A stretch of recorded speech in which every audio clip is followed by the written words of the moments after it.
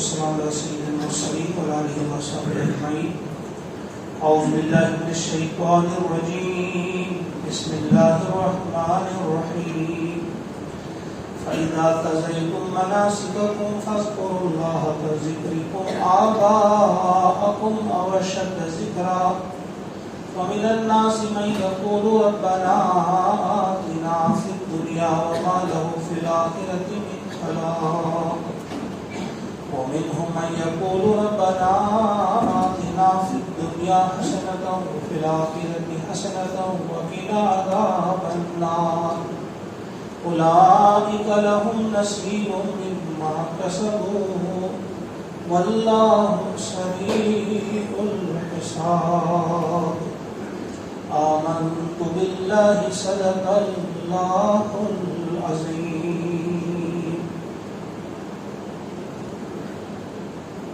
معزز و محترم حاضرین، السلام علیکم ورحمۃ اللہ وبرکاتہ. سورۃ البقرہ کی یہ 3 آیات آپ کے سامنے تلاوت کی گئی. آیت نمبر 200، 201 اور 202. ان آیات کریمہ کی روشنی میں آج ہم کچھ سمجھنے کی کوشش کریں گے. حج بیت اللہ کی آمد ہے.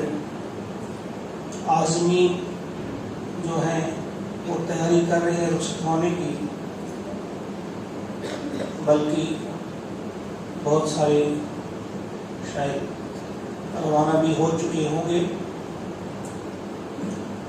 مختلف مقامات سے. اسی کے متعلق کچھ آج ہم جاننے کی کوشش کریں گے کہ یہ کیا ہے، اس کی اہمیت کیا ہے دین میں.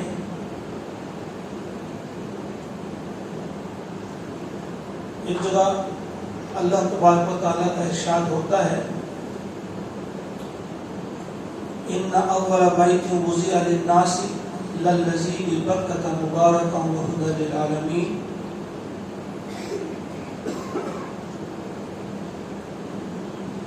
شاید سبھی کو یہ آیات یاد ہوں گی. لاسٹ ہے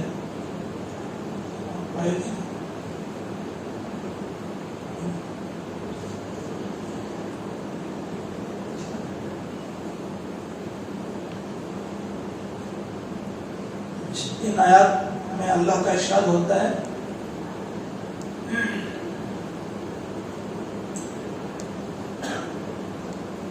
وَلِلَّهِ عَلَى النَّاسِ حِجُّ الْبَيْتِ. اس سے پہلے ان اول بیت وضع للناس للذی ببکۃ مبارکا وہدی للعالمین. بے شک سب سے پہلا وہ گھر جو لوگوں کے لیے بنایا گیا اللہ کی عبادت کے لیے، للذی ببکۃ مبارکا وہدی للعالمین، وہ وہی ہے جو مکہ میں ہے، جو باعث برکت، مبارک اور ہدایت کا مرکز ہے، للعالمین، تمام جہان والوں کے لیے. فیہ آیات بینات، اس میں روشن نشانیاں ہیں. مقام ابراہیم، اور مقام ابراہیم ہے وہاں. بہت ساری نشانیاں ہیں، ان میں ایک نشانی مقام ابراہیم ہے. من دخلہ کان آمنا، جو اس میں داخل ہوا وہ امن میں آ گیا. من دخلہ آمنا. وللہ علی الناس حج البیت، اللہ کا یہ حق ہے لوگوں پر. وللہ علی الناس حج البیت، کہ وہ حج کریں اس گھر کا. یعنی حج بیت اللہ جو ہے یہ اللہ کا حق ہے اللہ کے بندوں پر. من استطاع الیہ سبیلا، جو بھی استطاعت رکھتا ہو وہاں تک پہنچنے کی، جس کے پاس اتنا سرمایہ ہو کہ وہ وہاں جا سکتا ہے، اور جس عرصہ وہ وہاں رہے گا ان دنوں کا خرچہ اس کے پاس ہے، گھر میں جو اس کے بچے ہوں گے، گھر کے جو لوگ ہوں گے، انہیں کوئی دقت یا مشکل نہیں آئے گی، بس اس پر حج فرض ہے۔ یہی ہے وہ شخص جو استطاعت رکھنے والا ہے۔ ومن کفر، اور جس نے کفر کیا، جو منکر ہوا، فإن اللہ غنی عن العالمین، تو یاد رکھو کہ بے شک اللہ تعالی غنی ہے عن العالمین، تمام جہان والوں سے۔ غنی یعنی بے نیاز ہے، لاپرواہ، اسے کوئی پرواہ نہیں۔ یہاں جو الفاظ آئے فمن کفر، ڈاکٹر اسرار علیہ الرحمہ نے لکھا ہے کہ یہ کس قدر شدت ہے اس میں، یعنی گویا وہ کفر کرتا ہے، اس نے کفر کیا کہ اس کے پاس زیادہ راہ تھا، اس کے پاس وہاں تک جانے کا خرچہ تھا، وہ جا سکتا تھا، لیکن یہ کرنے کے باوجود اس نے ایسا نہیں کیا، گویا وہ کفر کرتا ہے۔ تو فرمایا جو کفر کرے گا، جو منکر ہوگا اس چیز کا، یاد رکھو کہ اللہ تعالیٰ غنی ہے۔ یاد رکھنا چاہیے یہ بات بھی کہ اللہ تعالیٰ کی وہ صفت جس سے زیادہ ہمیں ڈر ہونا چاہیے وہ یہی ہے، غنی، یعنی کوئی پرواہ نہیں، جو بے نیاز ہے، کوئی پرواہ نہیں اسے لوگوں سے، لوگوں کے بارے میں پھر کیا ہوگا، وہ کیا کریں گے، کوئی پرواہ نہیں۔ یہ غنی یا بے پرواہ ہونا، لاپرواہ ہونا، بے نیاز ہونا، اس مثال سے سمجھیے آپ جب کہیں بیٹھتے ہیں لکھنے کے لیے، لکھتے لکھتے آپ کے ہاتھ میں جو کاغذ ہے کوئی غلطی اس میں ہوگی، آپ اسے کاٹتے ہیں، ڈسٹ بن میں پھینکتے ہیں، پھر اس کے بارے میں آپ کو کوئی پرواہ نہیں ہوتی، اس کاغذ سے آپ بے پرواہ ہو جاتے ہیں، وہ اس کی اب کوئی ویلیو نہیں آپ کے ہاں، آپ کبھی نہیں سوچتے کہ وہ کاغذ جو میں نے توڑا تھا اس کو میں نے کہیں ڈسٹ بن میں ڈال دیا تھا، اس کے بارے میں آپ کو کوئی دھیان نہیں پھر رہتا۔ یا آپ جاتے ہیں نائی کی دکان پہ، آپ شیو کرتے ہیں، بال بناتے ہیں، وہ آپ ہی کا حصہ ہوتا ہے، آپ کے جسم کا ایک حصہ تھا، لیکن آپ نے کاٹ دیا، کسی نالی میں بہا دیا، کبھی آپ پچھتاتے نہیں کہ ہائے ہائے وہ میرے وہ بال، میرے وہ ناخن، یعنی ان سے آپ بے پرواہ ہو جاتے ہیں۔ تو یاد رکھیے اللہ تعالیٰ فرماتے ہیں کہ جو حج کی سخت استطاعت رکھتا تھا، اس کے بعد اس نے حج نہیں کیا، تو اس کے بارے میں اللہ کو کوئی پرواہ نہیں، گویا غنی ہے اللہ تعالیٰ۔ ایسے لوگوں کے لیے جو کفر کرنے والے ہیں، ان کو وہ ڈسٹ بن میں پھینک دیتا ہے، پھر کوئی اس کے بارے میں کوئی دھیان نہیں رہتا، ان دا سینس، دھیان اس سینس میں کہ کوئی ترس، کوئی ان کے بارے میں کوئی ایسی ہمدردی یا ہم جو ہے کہیں گے دکھ یا پریشانی، نو۔ یہ بار بار الفاظ پر غور کرنا چاہیے، یہی نہیں ہر معاملے میں جب بھی اللہ کی نافرمانی کی جائے گی تو اللہ تعالیٰ پھر اپنے ان نافرمانوں کے بارے میں پھر وہ غنی ہے، اسے فکر نہیں ہے، پھر وہ لاپرواہ ہے، بے پرواہ ہے، پھر ان کے ساتھ کیا ہوتا ہے، پھینک دیا ڈسٹ بن میں، آئی گئی بات۔ جہنم کیا ہے، وہ بھی ایک ڈسٹ بن ہے، بہت بڑا ڈسٹ بن، وہ بہت بڑا کوڑے دان ہے۔ جو بھی ناکارہ لوگ نکلتے ہیں، ان لوگوں کو یہاں ٹیسٹ کیا جاتا ہے، آزمایا جاتا ہے، ان کا امتحان لیا جاتا ہے۔ جو اللہ کی نگاہ میں ناکارہ رہتے ہیں، جن کی کوئی ویلیو نہیں ہوتی، ان کو ڈسٹ بن میں پھینک دیتا ہے پروردگار عالم، اور پھر ان کے بارے میں کوئی، آپ یہ سمجھیے انہیں کوئی پریشانی نہیں رہتی۔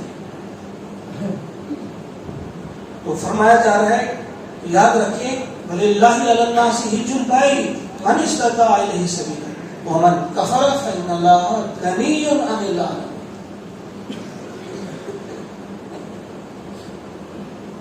تو ان آیات میں جو میں، کیونکہ یہ وسیع موضوع ہے، اس پر اس وقت مکمل بات نہیں ہو سکتی کہ حج بیت اللہ جو ہے یہ فرض ہے، کوئی اس کے بدلے میں چاہے کہ میں 100 عمرے کروں، جس طرح عام رواج ہو چلا ہے، عمرے پہ عمرے ہم کرتے ہیں، لیکن اس سے یہ فرض ادا نہیں ہوتا۔ عمرہ ہی اور حج حج ہی ہے، حج فرض ہے، یہ قرض اس کے ذمہ باقی رہے گا۔ اسی لیے فرمایا ہے نبی برحق صلی اللہ علیہ وسلم نے کہ جو استطاعت رکھتا ہو حج کی، اس کے بعد بھی اس نے نہیں کیا تو پھر برابر ہے وہ یہودی ہو کر مرا یا نصرانی ہو کر مرا۔ یہاں اللہ تعالیٰ نے کہا فمن کفر، اور وہاں حضور نے فرمایا کہ وہ یہودی ہو کر مرا یا نصرانی ہو کر مرا۔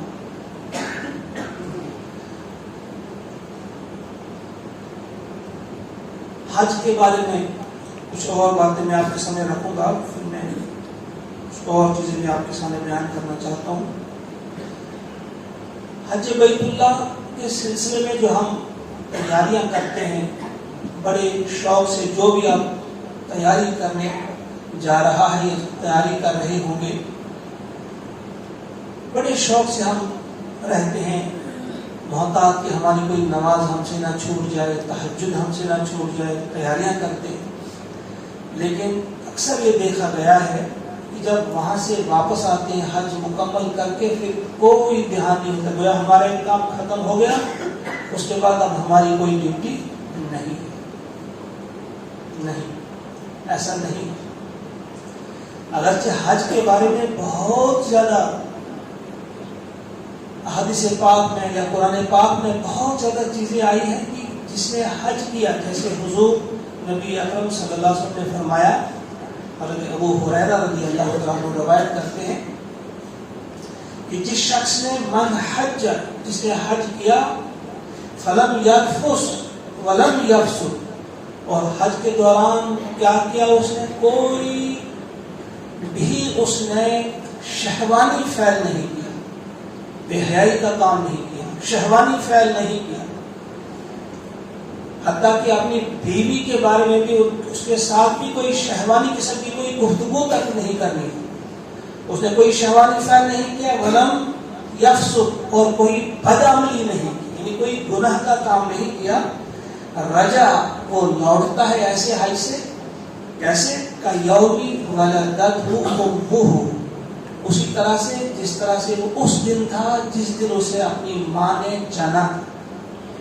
جس وقت ماں جنتی ہے بچے کو، بچے کی جب ولادت ہوتی ہے اس وقت وہ بچہ بالکل گناہوں سے پاک ہوتا ہے۔ تو جب کوئی شخص حج بیت اللہ اس انداز سے کرے، اس انداز سے، جیسے قرآن نے بھی کہا ہے الحج اشہر معلومات، حج کے کچھ مہینے معلوم ہیں، جو مہینے ہیں وہ سب کو معلوم ہے، فمن فرض فیہن الحج، پس جس نے نیت کی حج کی، جس نے اپنے اوپر لازم کر لیا حج کو، فمن فرض فیہن الحج فلا رفث ولا فسوق، تو وہ کوئی شہوانی عمل نہ کرے اور کوئی بدعملی نہ کرے، ولا جدال، اور کوئی جھگڑے کی بات نہ کرے فی الحج کے دوران۔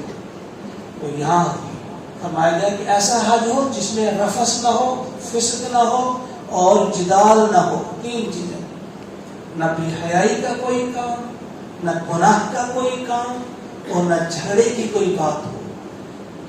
تو حضور فرماتے ہیں جس نے ایسا ہی حج کیا تو وہ ایسے لوٹتا ہے بس جیسا وہ اس دن تھا جب اس کی ماں نے اسے جنا۔ لہذا سمجھیے آپ اس حج کی کیا فضیلت ہے۔ اور حضور نے فرمایا صلی اللہ علیہ وسلم کہ جو وہاں ایک صحابی کی موت ہوئی تھی حج ادا کرتے کرتے، فرمایا اسی طرح سے وہاں ہی اٹھے گا قیامت کے دن، وہ جو سعی کرتا ہوا اس کی شہادت ہو جائے گی تو وہاں وہ سعی کرتا ہو، کوئی طواف کرتا ہو اگر اس کی موت ہوگی تو حشر میں اٹھے گا وہ طواف کرتا ہو، کوئی تلبیہ پڑھتا ہوا جس کی وفات ہوگی لبیک اللہم لبیک، تو جب وہ کھڑا ہوگا تو وہ یہی صدا لگا رہا ہوگا لبیک اللہم لبیک۔ ایک تو گناہوں کی مغفرت، دوسری اگر وہاں موت ہو گئی تو شہادت اور جنت اسے ملی۔ اتنی بڑی خوشخبری، اتنی بڑی خوشخبری، ہمیں توجہ دینی چاہیے۔ بہت سارے لوگ ہمیں ہیں جن کے پاس کافی سرمایہ ہے لیکن شاید حج کی اہمیت ان کے ذہن میں نہیں ہے اس لیے وہ اس طرف کوئی توجہ نہیں دیتے. اب حج جب مکمل انسان کرتا ہے اس کے بعد ایسا نہیں کہ اس کی ڈیوٹی اب مکمل ہو گئی. ان آیات میں جو میں نے آپ کے سامنے پڑھی ہے انہی چیزوں کی طرف, چند چیزوں کی طرف اشارہ کیا گیا ہے. فرمایا فَإِذَا قَضَيْتُم مَنَاسِكَكُم, بس جب تم مکمل کر چکو مناسک, فَاذْكُرُوا اللَّهَ, بس اللہ کا ذکر کرو, كَذِكْرِكُمْ آبَاءَكُمْ, اسی طرح جس طرح سے تم اپنے آباء و اجداد کا ذکر کرتے ہو, او اشد ذکر, یا اس سے بھی زیادہ ذکر. یہ ان لوگوں کا طریقہ تھا جاہلی دور میں, اسلام سے پہلے, جب وہ حج مکمل کرتے تھے, جس اعتبار سے بھی ان کا حج ہوا کرتا تھا, اس کے بعد مینا میں ان کے جلسے لگتے تھے, جلسے ہوتے تھے, اور پھر وہ اپنے آبا و اجداد کا تذکرہ کرتے تھے. میرے باپ نے کیا کیا, میرے دادا نے کیا کیا, ہمارے خاندان نے کیا کیا. اپنے خاندان, اپنے قبیلے اور اپنے بزرگوں کے بارے میں بڑی بڑی وہ ڈیگیں مارتے تھے اور اپنے اپنے کارنامے بیان کرتے تھے. کچھ اشعار کی صورت میں, کچھ تقریریں ہوا کرتی تھی بعض حد تک.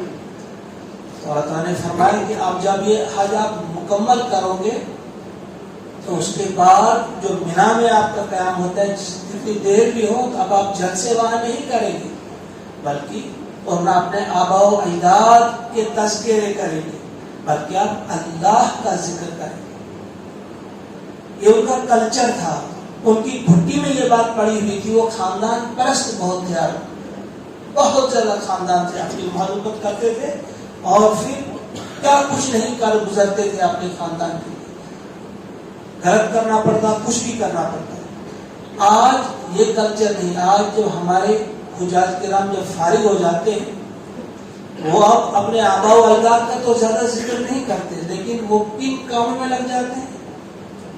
آئی پی ایل کے بارے میں اب گفتگو ہوگی کہ آئی پی ایل ہو رہا ہے, آج کس کا میچ ہے, اب کل کس کا میچ دیکھنا ہے. موبائل کے بارے میں گفتگو ہوگی, آپ کے پاس کون سا ہے, میں نے کون سا لینا ہے.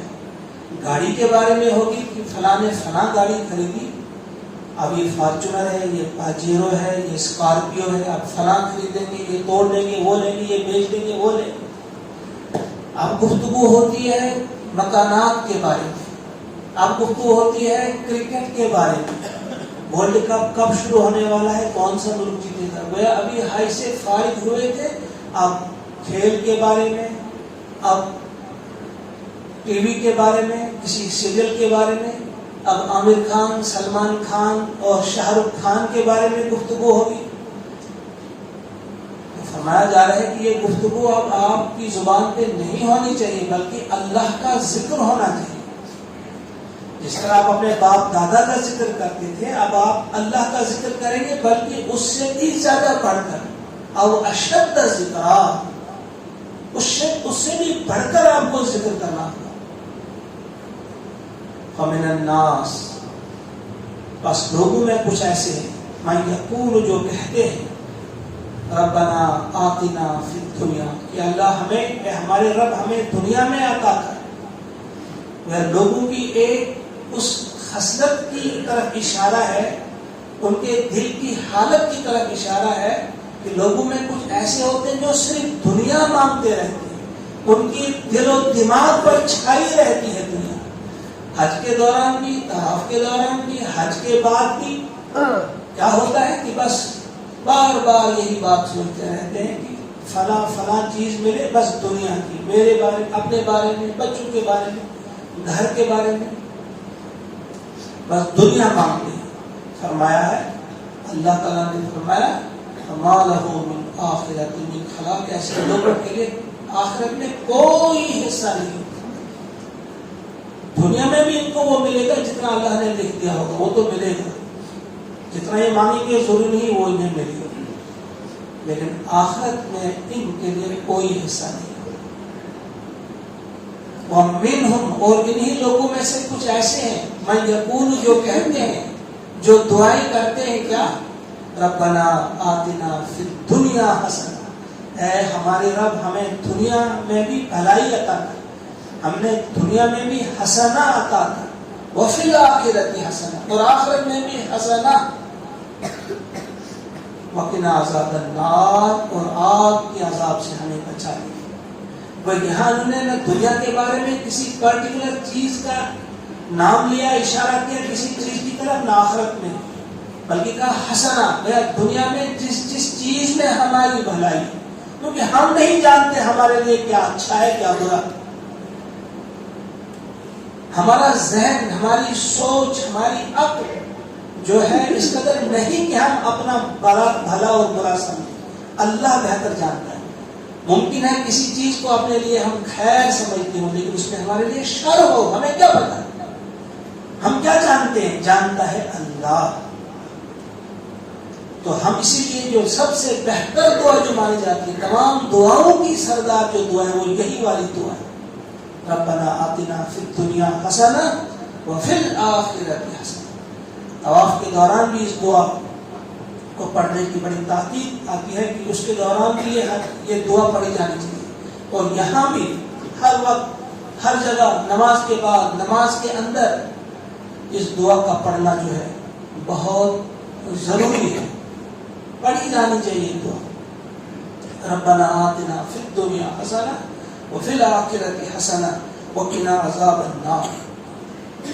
تو یہاں جب اس قسم کا حج جس میں کوئی رفث آپ نے نہیں کیا، کوئی کسی بھی قسم کی بے حیائی نہیں کی، اب دیکھیے اس حج سے آپ کیا سیکھ کر آئے؟ ایسا نہیں کہ اب حج آپ کا مکمل ہو گیا، آپ کے سارے گناہ معاف ہو گئے، اب پھر آپ کرتے رہیں گے تو پھر دوسرا حج کرے گا، ایسا نہیں ہوتا ہے۔ جو فلم یارفو سے آپ بے حیائی کا کام وہاں نہیں کریں گے، کسی بھی قسم کا شہوانی فعل حتیٰ کہ آپ کی بیوی کے ساتھ بھی نہیں آپ کر سکتے ہیں، تو جب واپس آئیں گے تو یہی کردار، یہی حیا اور اسی قسم کی پاک دامنی اس کے بعد بھی ہونی چاہیے۔ ایسا نہیں کہ وہاں سے آ کر آپ کھلے ہیں جو چاہیں، جہاں منہ مارنا چاہیں تو منہ ماریں، ایسا نہیں۔ جب وہ کردار لے کر آپ وہاں سے لوٹیں گے تو یقیناً لوگ اٹریکٹ ہوں گے، یقیناً آپ کی طرف کھینچیں گے لوگ، وہ اسلام کے قریب آئیں گے۔ جو اسلام سے دور ہے، اسلام کی نفرت ان کے دلوں میں ہے، وہ آپ کا کردار دیکھ کر لپکیں گے اسلام کی طرف۔ جیسے حضرت امام ابو حنیفہ رحمۃ اللہ تعالیٰ کے ایک شاگرد ہیں، بہت سارے ان کے ہزاروں شاگرد ہیں، ایک بڑا مشہور ہے امام محمد رحمۃ اللہ تعالیٰ۔ وہ جایا کرتے تھے قرآن پڑھانے کے لیے، قرآن کا درس دینے کے لیے جایا کرتے تھے، راستے میں کافروں کے بازار سے، غیر مسلموں کے بازار سے ان کا گزر ہوتا تھا، روزانہ ان کا یہ معمول تھا، آتے جاتے تھے۔ ایک دن وہاں سے گزر رہے تو ایک شخص آ گیا ان کے پاس، انہوں نے کہا ذرا رکیے، کہا آپ کا یہ کلمہ کیا ہے؟ انہوں نے کہا ایسے ایسے، کہا مجھے کلمہ پڑھا دیجیے۔ انہوں نے پڑھایا کلمہ، جب کلمہ پڑھا پھر پوچھا امام محمد رحمۃ اللہ تعالی نے ان سے کہ آپ نے کلمہ کیوں پڑھا؟ کیا آپ نے قرآن کا مطالعہ کیا؟ کہا نہیں۔ کہا آپ نے حدیث پڑھی، کوئی حضور علیہ السلام کی سیرت آپ نے پڑھی؟ کسی نے آپ کو دعوت دی؟ کسی نے آپ کو سنائی کوئی بات، دین سمجھایا؟ کہا نہیں، کسی نے نہیں۔ کہا پھر کیسے تم نے قبول کیا اسلام؟ انہوں نے جو بات بتا دی جواب میں، وہ آپ کے لیے اور ہمارے لیے اس میں درس ہے، اور اپنے اندر جھانکنے کا موقع یہی ہوتا ہے۔ اس نے جواب دیا کہ ہم روزانہ آپ کو دیکھتے ہیں کہ آپ یہاں سے گزرتے ہیں، جاتے ہوئے بھی اور لوٹتے ہوئے بھی ہم دیکھتے ہیں آپ کو۔ کہا یہاں ہمارے بازاروں میں بے پردہ عورتیں ہوتی ہیں، یہ حسین ہیں، خوبصورت عورتیں یہاں رہتی ہیں، لیکن کبھی ایک بار بھی آپ نے نظریں اٹھا کر ان کی طرف نہیں دیکھا۔ کہا آپ کی یہ پاک دامنی دیکھ کر، آپ کی ان پاکیزہ نگاہوں کو دیکھ کر میں یہ سوچنے پہ مجبور ہو گیا کہ یہ محمد، یہ چھوٹا محمد ایسا ہے، وہ بڑا محمد کیسا ہوگا جس کو آپ اپنا نبی مانتے ہیں، جس کے آپ امتی ہیں، وہ محمد کیسا ہوگا جب یہ چھوٹا محمد ایسا ہے۔ اسلام قبول کیا اس نے۔ ہم نے اسی بات پہ دھیان دینا ہے کہ ہم جو امتی اپنے آپ کو کہتے ہیں نبی برحق صلی اللہ علیہ وسلم کے، جب ہمارے کردار پہ لوگ، ہمارے کردار کی طرف لوگ دیکھیں، وہ یہ سمجھنے پر، یہ جاننے پر مجبور ہو یہ ادنا سا امتی حضور کا یہ ایسا ہے تو حضور کیسے ہوگی؟ پھر آپ کو کوئی واعظ پڑھنے کی ضرورت نہیں ہوگی. ذرا آپ نیند سے بیدار ہو جائیں. چند لمحے ہوتے ہیں یہاں بھی ہم اونگتے رہتے ہیں. رات دن کام ہی سونے کا ہے. تو اس میں یہی ہے کہ فلا رفث ولا فسوق، اور اس کے بعد کوئی گناہ کا کام بھی نہ ہو. حج وہی حج.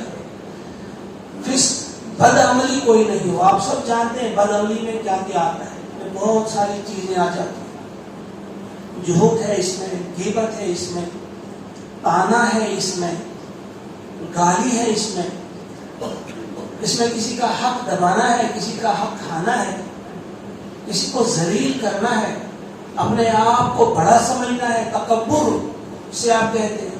یہ بہت ساری چیزیں گناہ کی ایک کام ہے. وہاں انسان کوشش کرتا ہے کہ اگر غلطی دوسرے سے بھی ہم یہیں سے معافی مانگتے ہیں. ہم یہ چاہتے ہیں کہ ہم کسی کا حق وہاں نہ دبائیں. یہ بد عملی ہے.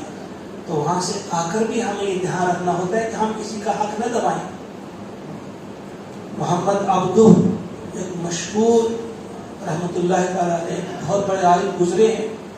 وہ کہیں جا رہے تھے، ان کے ساتھ ساتھی تھے. ان کے ایک ساتھی نے راستے کے ایک طرف گلاب کا پھول تھا، پودا تھا، تو اس نے ایک گلاب کا پھول توڑا.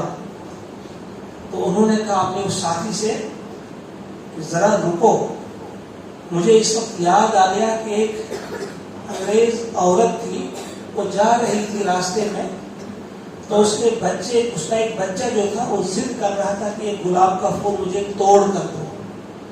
کہا اس ماں نے اس سے کہا کہ دیکھو یہ جو پھول ہے اس پر بہت سارے لوگوں کا حق ہے. کہا مسافر جو یہاں سے گزرتے ہیں، اس کی مہک، اس کی جو خوبصورتی ہے، اس کا جو حسن ہے، یہ کس کا حق ہے؟ مسافروں کا. اگر اس کو توڑ کر میں تمہیں دے دوں تو کتنے لوگوں کا حق جو ہے وہ ہم ضائع کریں گے، برباد کریں گے. ایک غیر مسلم خاتون، چونکہ ہمارا دین جو ہے دین فطرت ہے.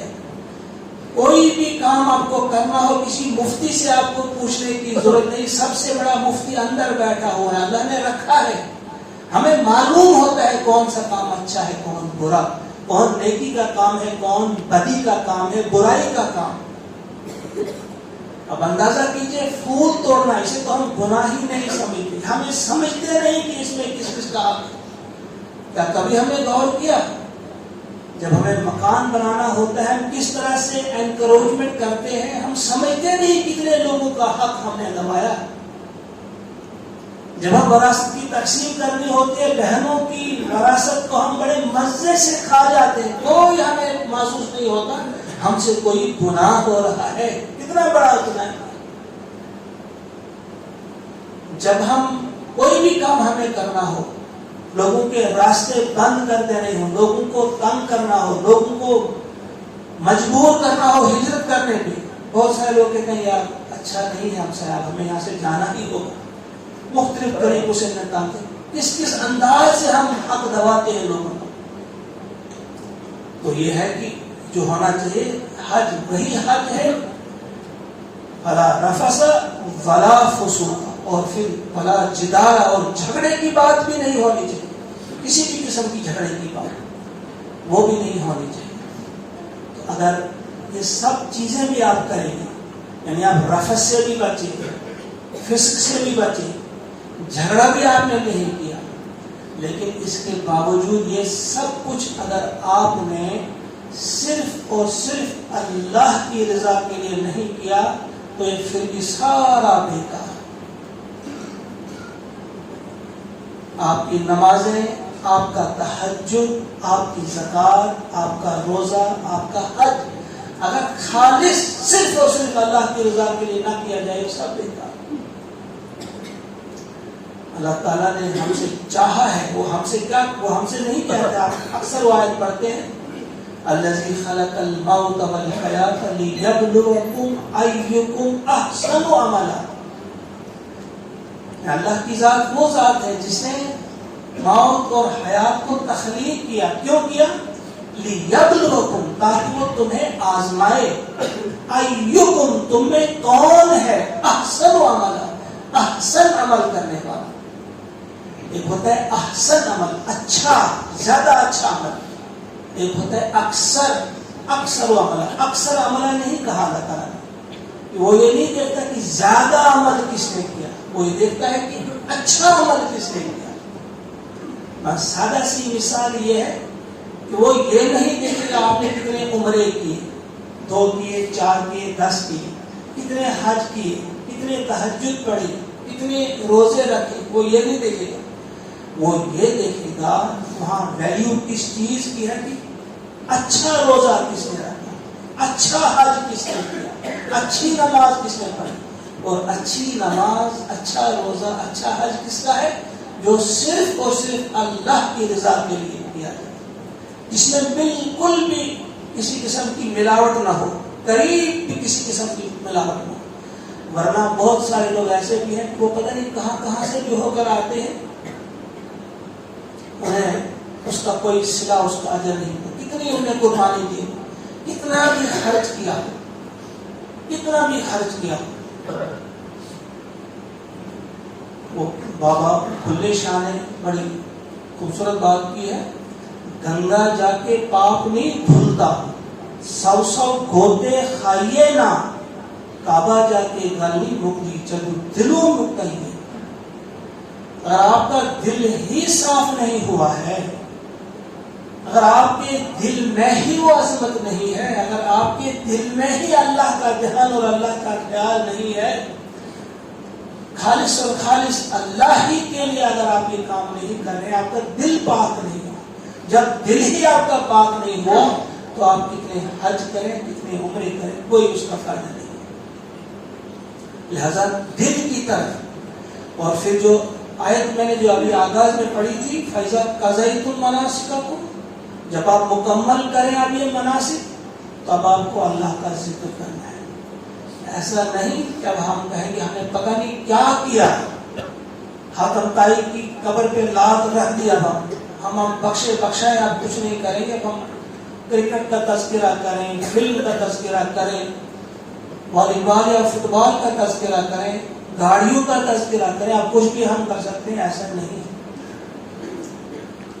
کچھ بھی اس سلسلے میں بڑی پیاری بات کہی ہے بابا بلے شاہ نے کہا، راتی جاگن، رات کے وقت جاگتے رہتے ہیں، راتی جاگن شیخ سگاگاں، راتی جاگن کتے، چل بے بلیا یار منا لے، بازی لے لے کتے۔ اگر آپ راتوں کو جاگتے ہیں، راتوں کو آپ نے جاگی، عبادت کی اللہ کے سامنے، لیکن دن کو آپ اپنے اپنے کام میں مصروف ہو گئے، کوئی گناہ کے کام میں، کوئی کس کام میں مصروف۔ کہا یہاں بازی لے گئے کتے، کیونکہ رات بھر وہ اپنے مالک کے مکان کا پہرا کرتے ہیں، اس کی حفاظت کرتے ہیں، اور صبح جب ہوتی ہے تو وہ اپنے مالک کے در پہ پڑے رہتے ہیں۔ وہ رات بھی اپنے مالک کے لیے اور دن بھی اپنے مالک کے لیے۔ تو یہ ہم نے یہاں دھیان رکھنا، اگر ہم حج کر کے آئے، حج تو کیا ہم نے، اس کے بعد بھی ہم نے اپنے رب کے در پہ پڑا رہنا ہے۔ رب کے در پہ پڑے رہنے کا مطلب یہ نہیں کہ مسجد میں سو جانا ہے، مسجد میں بیٹھنا نہیں، بلکہ یہ در پہ پڑے رہنے کا مطلب یہ ہے کہ اگر آپ تاجر ہیں، آپ کے ہاتھ میں ترازو ہے، تو وہاں اللہ کی یاد ہو آپ کے دل میں، آپ کم نہ تولیں۔ اگر آپ ڈاکٹر ہیں تو نسخہ لکھتے ہوئے آپ کے دل میں اللہ کی یاد ہو، آپ کسی ڈپلیکیٹ قسم کی دوا نہ لکھیں۔ اگر آپ دوا فروش ہیں تو دوائی بیچتے بیچتے آپ کے ذہن میں اللہ کی یاد رہے کہ آپ کوئی ڈپلیکیٹ دوائی نہ بیچیں۔ آپ کا پڑوسی ہے کوئی، تو اس وقت آپ کے دل میں اللہ کی یاد رہے، آپ پڑوسی کو تنگ نہ کریں، آپ لوگوں کے راستوں کو بند نہ کریں، آپ راستوں پہ ناجائز قبضے نہ کریں، انکروچمنٹ نہ کریں۔ آپ یہ ہے کہ آپ رات بھر اللہ کی یاد کرتے رہیں، آپ تہجد پڑھتے رہیں، آپ نمازیں ادا کرتے رہیں، آپ حج کر ادا کرتے آئے، لیکن وہاں سے آ کر رشتہ دار کو آپ تنگ کریں، اپنے پڑوسی کو آپ تنگ کریں، اپنے کسی گاہک کو آپ تنگ کریں، اپنے کسی جو آپ کے ماتحت کام کرتا ہو اسے آپ تنگ کریں۔ جدارہ فی الحج جو ہے جھگڑے کی بات نہیں ہونی چاہیے حج میں، وہاں سے آ کر بھی انسان جھگڑالو نہیں ہونا چاہیے، کیونکہ وقت نہیں ہے۔ کتنی آیات ہیں اللہ کا ارشاد ہوتا ہے کہ اللہ تعالیٰ کو انتہائی ناپسند ہے وہ جو جھگڑالو، وہ بالکل پسند نہیں کرتا جھگڑالو قسم کے انسان۔ اگر اسے اپنے حق سے دستبردار بھی ہونا پڑتا ہے وہ ہو جاتا ہے، لیکن وہ جھگڑا نہیں کرتا۔ اور وہاں حج کے دوران تو انسان اپنے خادم کو بھی ڈانٹ نہیں سکتا، وہاں تو منع ہے کہ آپ خادم کو بھی نہیں ڈانٹ گے۔ یہاں ہم اپنے خادموں کے ساتھ کیا کرتے ہیں، ان کو رات بھر کھڑے رکھتے ہیں، دن کو بھی، اور کتنا زیادہ کام ہم ان سے لیتے ہیں جو آپ کے گھروں میں خادم ہوتے ہیں، کس قدر زیادتی ہوتی ہے۔ بہرحال یہ جو کچھ آیات ہیں جو آپ کے سامنے پڑھی گئی اور جن کی مختصر سی تفہیم آپ کے سامنے رکھی گئی، تو پہلی چیز پھر آپ دور میں یہ دہراؤں گا کہ اللہ کا یہ حق ہے کہ اس اللہ کے گھر کا حج کیا جائے۔ تو پہلی چیز یہ دیکھی جائے کہ ہم میں کون کون وہ استطاعت رکھنے والا ہے، تو ہمیں اس طرف دھیان دینا چاہیے۔ دوسری چیز کہ وہاں آ کر آپ نے لوٹ کر کیا کرنا ہے، تو جو آج تک لوٹ کر آئے، حج کر کے آئے، وہ یہ دیکھیں فَإِذَا قَضَيْتُم مَنَاسِكَكُم، جب تم مناسک پورے کر لو تو اب کیا کرنا ہے، آپ تم نے ڈینگیں نہیں مارنی۔